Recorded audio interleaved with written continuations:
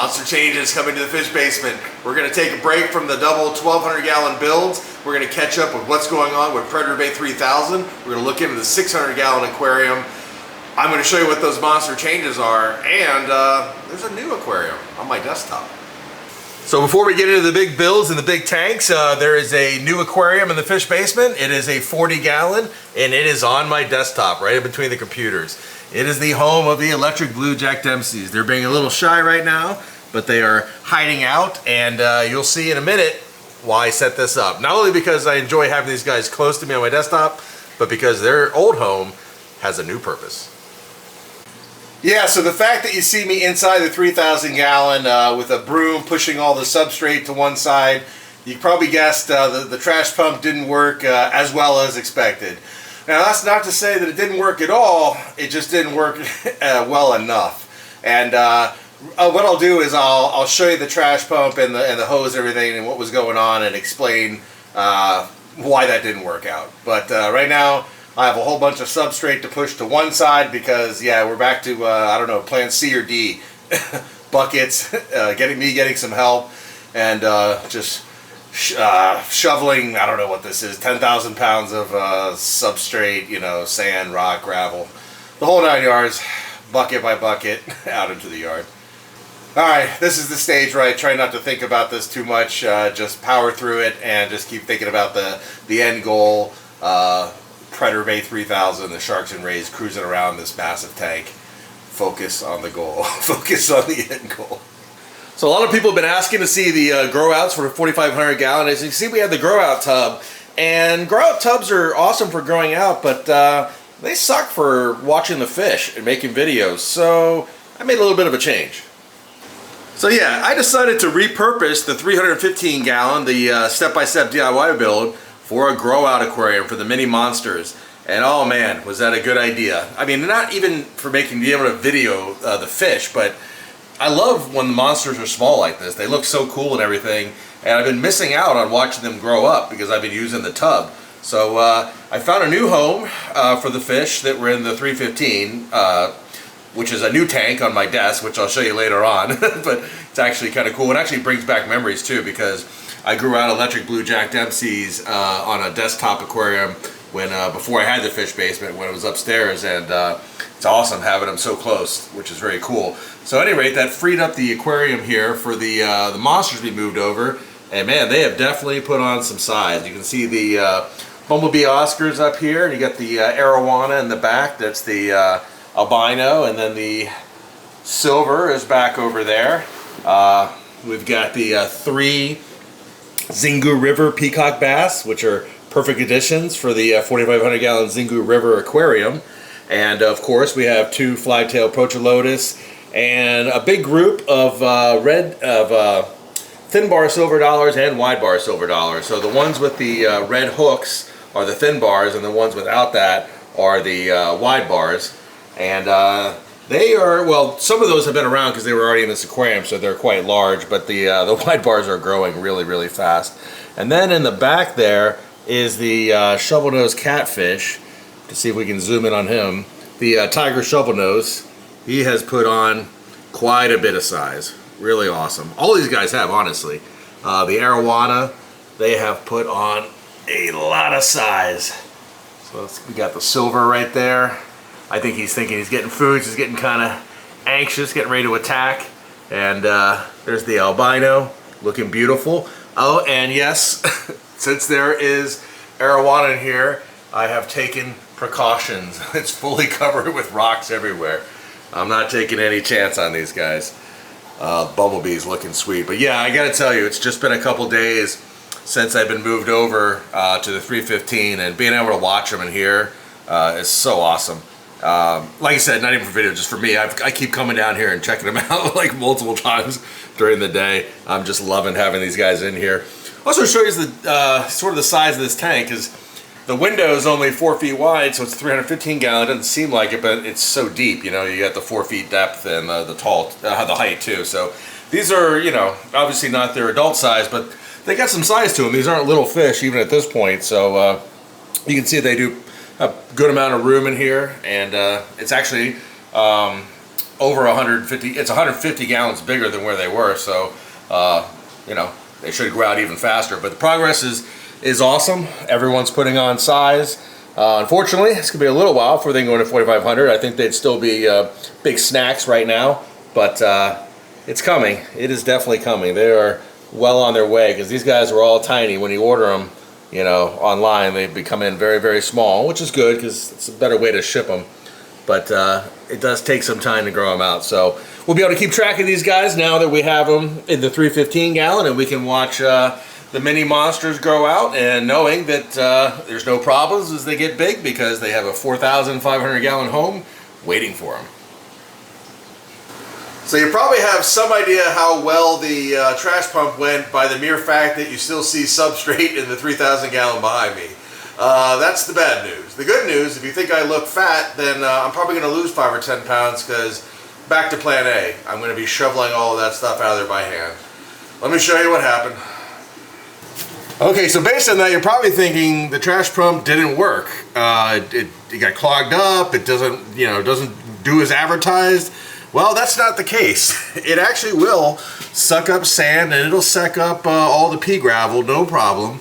It won't actually do any of these larger stones at all. They don't get through the grate, so you know, that was kind of a problem, but not the end of the world.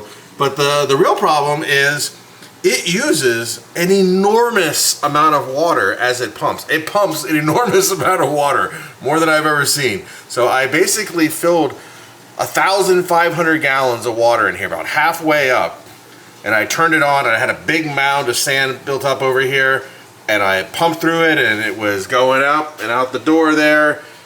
Everything seemed great, but and like I said, there was sand, there was gravel, and I was using my hand to clear off the bigger stuff to get what I could get, but the water was going down fast, really fast, really fast. So by the time I used up 1,500 gallons of water to get it to pump out what sand and rock it did, I was like, well, that's not sustainable, because, I mean, it basically what I did is I pushed all the stuff from the back up here, so it did do a significant amount, but there would be so much more to go.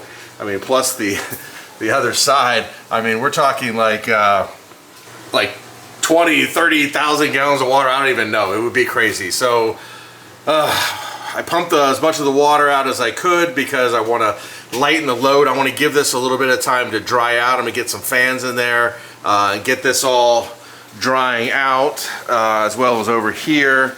I might be able to pump out a little more here. I've been making some channels to try to corral the water to the front here.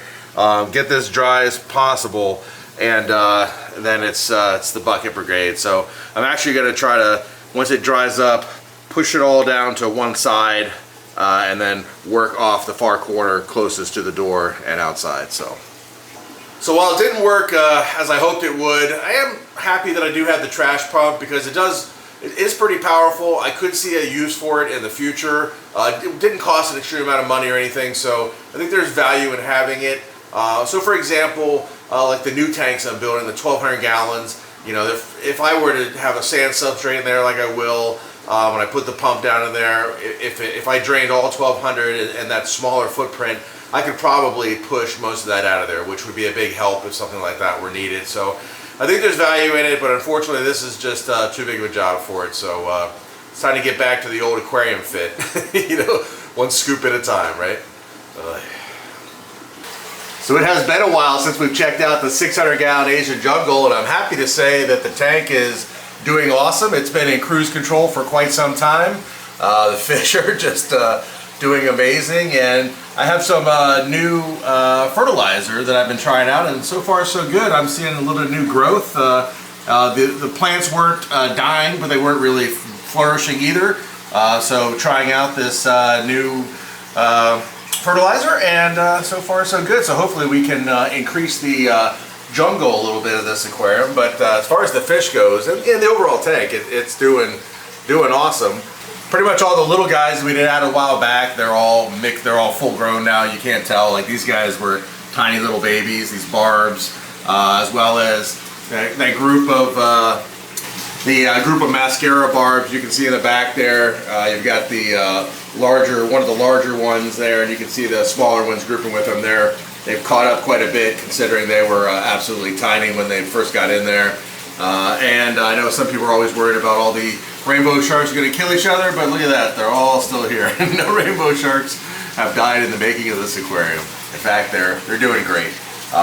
In fact, it's kind of funny when I see that or hear that, or actually I should say see that in comments, because if you see what they look like in the wild, they actually live in really large groups, so it's pretty wild.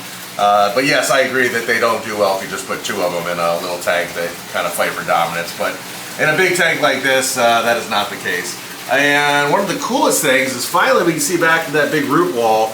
I modified the output for the FX5 so we don't have so many micro bubbles. We still have some, believe it or not, so I'm gonna have to do something to try to get rid of all of them, but it is greatly improved, that's for sure.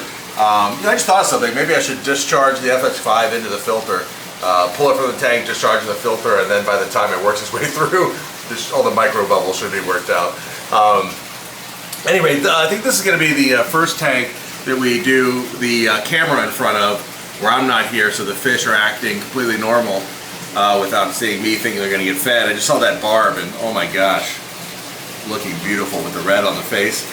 So yeah, I think the 600, we're going to do it for all the tanks, so we'll get a snapshot of beginning of 2024, what do all my tanks look like, and again, it's going to be maybe like an 8-minute, 10-minute video where we have just the fish swimming around and no me talking, no me in front of the tank with the fish reacting to me, just these guys in their quote-unquote natural habitat here in the Aquarium Made Fish basement. So just want to give a quick look at the 600, and like I said, this probably should be the first tank we do that on because it's looking great.